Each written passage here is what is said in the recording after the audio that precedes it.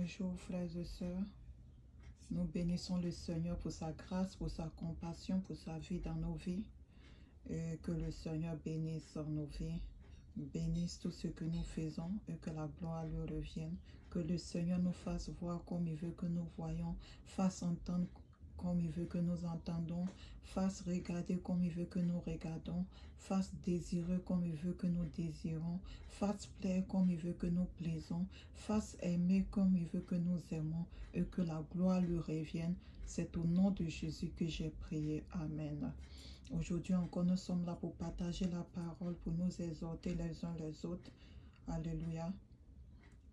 Comme j'ai l'habitude de dire, tu peux dire à ton frère, tu peux dire à ta soeur, ce que tu as entendu en documentaire, ce que tu as regardé en documentaire, ce que tu as écouté en film, ce que tu as regardé en film.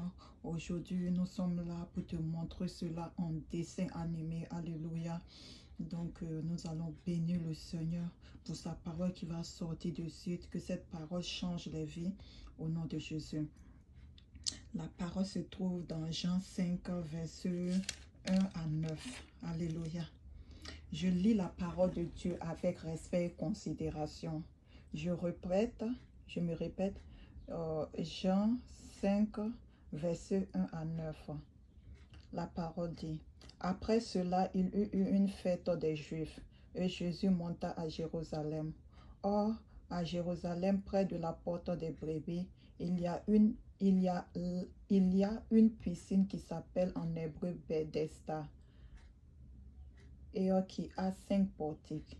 Sous ces portiques étaient couchés un grand nombre de malades, des aveugles, des boiteux, des paralytiques, qui attendaient le mouvement de l'eau. Car un ange descendait de temps en temps dans la piscine et agitait l'eau. Et celui qui y descendait le premier après que l'eau avait été agitée était guéri, quelle que soit sa maladie. Là se trouvait un homme malade depuis 38 ans. Jésus l'ayant vu coucher, et sachant qu'il était malade depuis longtemps, lui dit, « Veux-tu être guéri ?» Le malade lui répondit, « Seigneur, je n'ai personne pour me jeter dans la piscine quand l'eau est agitée. Et pendant que j'y vais, un autre descend avant moi. » « Lève-toi, lui dit Jésus, prends ton lit et marche. » Aussitôt, cet homme fut guéri et il prit son lit et marcha. Que Dieu bénisse sa parole. Alléluia. Aujourd'hui, nous allons dessiner cette parole ensemble. Nous avons vu que ce malade, il est malade depuis 38 ans. On n'a pas donné son âge, mais on a donné l'âge de sa maladie.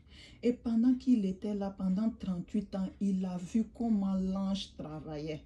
Il a vu comment les gens étaient guéris. Il dit que tout le temps, quand lui se lève et puis il veut arriver, il arrivait en retard. Donc là, on manifeste déjà l'esprit de retard. Alléluia. Il arrivait toujours en retard. Quelqu'un le dévançait toujours. Alléluia. Mais je veux aussi vous signaler, quand il était là-bas, il a vu toutes sortes de maladies. C'est comme un cursus scolaire qu'il avait fait. Alléluia. C'est comme tu pars de CP1 jusqu'à l'université et puis obtenu un doctorat. Alléluia. Donc quand il était là-bas, il a vu les gens, toutes sortes de maladies. Donc si on veut voir, peut-être il avait même un doctorat en observation des malades. Un doctorat en maladie. Ça veut dire qu'il a fini avec toutes sortes de maladies et il a vu comment l'ange travaillait. Donc ça veut dire qu'il avait un doctorat aussi pour des anges. Ça veut dire qu'il avait un doctorat, il savait comment l'ange faisait et les gens couraient pour aller prendre leur guérison. Donc il pouvait même te faire l'enseignement de tout ce qui se passait au niveau de la piscine de Bethesda. Alléluia.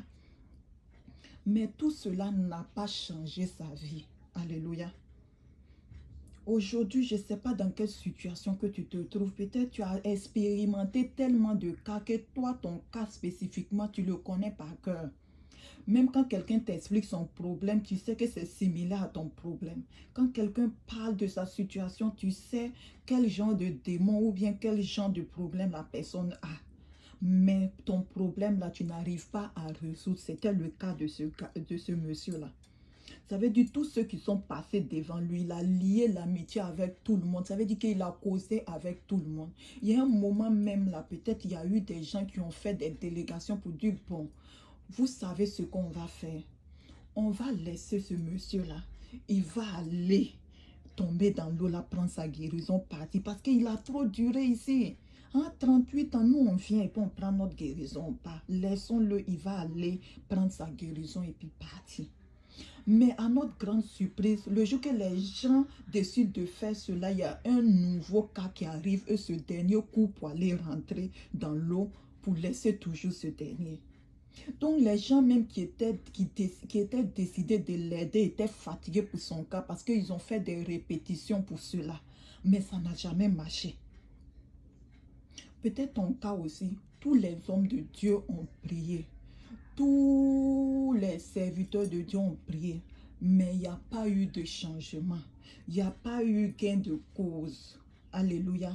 Mais aujourd'hui, la bonne nouvelle que je veux t'apporter pour dire que ton cas, c'est Jésus que tu dois rencontrer personnellement. C'est Jésus que tu dois rencontrer personnellement. Peut-être ceux qui ont été guéris par l'ange, alléluia. Ces personnes-là, on n'a pas dit qu'ils sont partis rendre témoignage quelque part. On n'a même pas parlé de leur. Ils ont simplement généralisé du qu'il y avait des paralytiques qui ont passé par là, des boiteux. Tous ceux-là ont passé par cela. Des aveugles ont passé par là. De nombreux malades. Mais on n'a pas cité le cas de cette personne-là. Mais ce qui est étonnant, celui qui était là, ça veut dire que même peut-être il était accompagné même des membres de son église. Mais tout cela était fatigué. En temps, ils sont partis pour le laisser au niveau de la piscine. Sa famille même en temps était fatiguée parce que ce cas-là, ils ont préparé ce cercueil, mais il n'est jamais mort. Donc eux-mêmes, là, ils ont pris ce cercueil-là, enterré d'autres personnes même qui partaient voir ce dernier-là. Et puis, ils se sont retirés pour dire, lui là, il faut le laisser où il est. Parce que même ceux même qui partaient l'accompagner, d'autres même ont vieilli, d'autres même sont morts. Mais lui, il est toujours là au niveau de la piscine. On n'a qu'à le laisser là-bas. Peut-être il est né pour demeurer là-bas. Donc, tout le monde était fatigué de lui. Peut-être toi, ton cas, tout le monde est fatigué. Même quand tu arrives maintenant, même là, peut-être l'homme de Dieu même ne veut même plus te recevoir parce que ton problème là, tout le temps, c'est répétition. Ça devient un refrain. Donc, eux-mêmes, ils sont fatigués de toi. Mais la bonne nouvelle que je veux te dire, on dit ce dernier-là, tout le temps quand il courait pour aller, il arrivait en retard. Je ne sais pas. On a nommé ton problème esprit de retard. Esprit de procrastination, esprit de temps en temps, esprit d'ancêtre, esprit de quoi? Esprit de multi-esprit. Tout ça, on est fatigué de toi. Mais la bonne nouvelle que je veux t'annoncer aujourd'hui, Jésus, quand Jésus est arrivé, il lui a demandé, veux-tu être guéri? Mais tu sais, le malade, tu sais, quand tu as un problème, même quand on te montre la solution, tu ne veux pas prendre la solution d'abord, tu veux expliquer toute ta souffrance, tout ce que tu as vécu avant de prendre la solution. Donc, c'était le cas de ce malade-là. Il a commencé à expliquer, il dit que Seigneur, je n'ai personne pour me jeter dans la piscine quand l'eau est agitée et pendant que j'y vais, un autre descend avant moi. Donc, il a commencé à expliquer qu'il y a quelqu'un d'autre qui le dévançait. Il a commencé à expliquer son problème. Alors que Jésus lui a simplement demandé, veux-tu être guéri? Mais il était en train d'accuser les gens qui l'ont abandonné, son pasteur qui l'a abandonné, sa famille qui l'a abandonné. Toutes les personnes qu'il a hébergées l'avaient abandonné. Donc, il voulait expliquer ça à Jésus. Mais sa grande surprise, Jésus s'en fout de tout ce que tu as vécu, de tout ce que les gens t'ont fait. Ce qu'il te demande seulement, si tu veux être guéri, si tu veux que ta situation change. Donc aujourd'hui, il te parle, si tu veux que ta situation change, ce qu'il te propose, c'est dit simplement oui. Que tu laisses les gens qui t'ont abandonné, les gens qui t'ont insulté, les gens qui se sont moqués de toi, les gens qui ont dit que tu ne seras rien. Oh, toi aussi, tous les jours, c'est toi ton problème. Laisse tout ça, Jésus te demande si tu veux être guéri. Mais quand Jésus est bon, il n'a pas tenu compte de ce qu'il racontait et tout ça. Jésus l'a dit simplement, lève-toi, lui dit Jésus, prends ton lit et marche. Alléluia. On dit aussitôt, cet homme fut guéri. Il prit son lit et marcha. Peut-être toi, tu n'es pas sur le lit. Peut-être toi, tu attends un témoignage. Mais aujourd'hui, le Seigneur te dit, qu'est-ce que tu veux qu'il fasse pour toi? Oublie tout ce que tu as fait comme expérience. Tu dis que j'ai fait le tour du monde pour voir tous les pasteurs, mais rien n'a changé. Jésus ne te demande pas ça aujourd'hui. Ce que Jésus te demande simplement, il te demande si tu veux être guéri.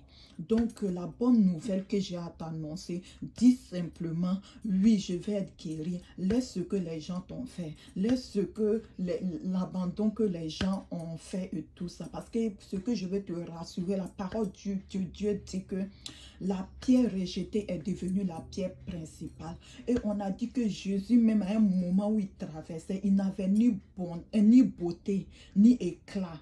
Et là, il était rejeté et abandonné de tous. Mais c'est celui-là que Dieu a glorifié son nom en le ressuscitant des morts. Et aujourd'hui, tu parles de lui. Aujourd'hui, il te guérit. Aujourd'hui, il te visite. Aujourd'hui, il change ta destinée. Aujourd'hui, il te fait asseoir parmi les rois. Aujourd'hui, il change ton histoire. C'est celui-là que tu dois rencontrer personnellement. C'est celui-là qui peut te donner le témoignage. Que les gens que tu attendais que tu te donnes le témoignage ne t'ont pas donné. Les anges que tu attendais pour que tu te donnes le témoignage ne t'ont pas donné. Aujourd'hui, personnellement, il se présente à toi. Oui, si tu veux être guéri, dis seulement oui. Dieu là, il n'a pas besoin, parce qu'on dit que Jésus, même quand il est arrivé, il savait qu'il était là depuis longtemps. Donc, il n'avait même pas besoin de détailler ses problèmes, de détailler tout ce qui s'est passé. Donc, ça veut dire ton problème là, Jésus connaît tout. Tu n'as pas besoin de détailler. Ce qu'il te demande seulement, si tu veux la solution, tu dis oui et aujourd'hui tu reçois ta solution au nom de Jésus. Que Dieu bénisse sa parole. Je ne sais pas par quoi tu traverses, ce que tu traverses ou quel moment que tu traverses, mais le Seigneur sait ce que tu traverses. Et aujourd'hui, il n'est pas un homme pour te demander parce que depuis longtemps, avant même que ce problème soit là, il le connaissait déjà et il te pose la question, veux-tu être guéri? Veux-tu la solution? Tu dis oui. Parce que tu n'as pas besoin de raconter tout ce que tu veux. C'est comme un homme de Dieu que je suis. Quand il prie pour toi, c'est pour 5 minutes. C'est pour 5 secondes ou bien 30 secondes. Mais il n'a pas besoin que tu lui dises toute ta carrière et toute ta vie. Il te dit seulement qu'est-ce que maladie ou guérison. Je pense qu'il dit guérison ou bénédiction ou quoi. Et ce qui est sûr, sa prière ne dure que 30 secondes. Mais ta vie change. Il n'a pas besoin que tu l'expliques tout ce que tu as traversé.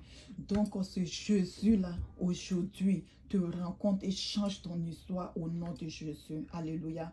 Alléluia. Alléluia. Alléluia. Alléluia. Donc, je bénis le nom du Seigneur dans votre vie et que toute la gloire revienne au Seigneur. C'est au nom de Jésus que j'ai prié. Amen.